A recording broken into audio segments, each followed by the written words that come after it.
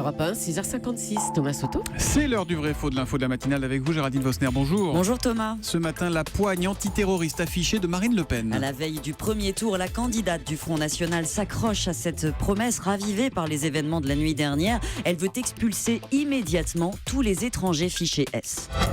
Si un étranger représente un danger pour l'ordre public, or c'est le cas, eh bien il peut être immédiatement expulsé.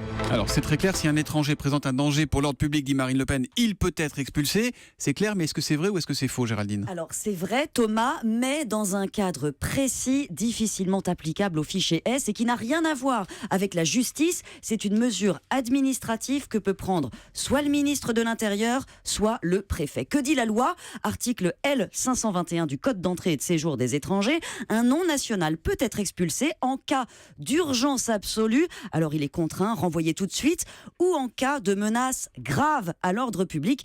Toute la subtilité est dans la définition de ce mot grave. Une commission se réunit, elle apprécie le danger, il doit être actuel, et la réponse proportionnelle à y apporter, c'est-à-dire qu'il faut quand même des éléments solides, probants pour renvoyer quelqu'un.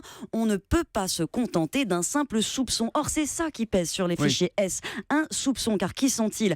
Des gens qui ont pu être condamnés, dont on a remarqué la radicalisation en prison, mais aussi des gens qui gravitent simplement dans l'entourage d'un imam radical. Tous sont comme équipés d'une sonnette qui alerte les services de renseignement sur leurs déplacements, leurs rencontres. Un outil précieux donc, mais beaucoup trop flou pour justifier une expulsion. C'est d'abord un outil pour les services de renseignement, un fichier S. Voilà, ça n'a rien de judiciaire. Donc ça veut dire quoi ? Qu'on n'expulse personne dans les faits ?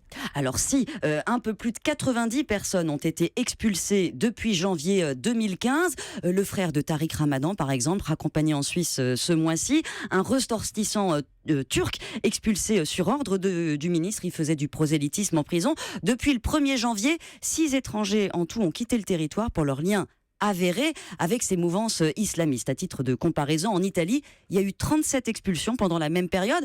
Donc le rythme pourrait peut-être être plus soutenu, mais attention, préviennent les juristes auxquels j'ai parlé hier, généraliser ces expulsions, ce serait aussi donner les pleins pouvoirs sans aucun contrôle au préfet, à l'administration. En tout cas, ce débat sur les fichiers S va rebondir, puisqu'on le disait tout à l'heure, l'assaillant d'hier sur les Champs-Élysées était fichier S. L'homme qui a été abattu était fichier S. On aura l'occasion d'y revenir dans un instant dans le journal de 7h. Merci beaucoup, Géraldine.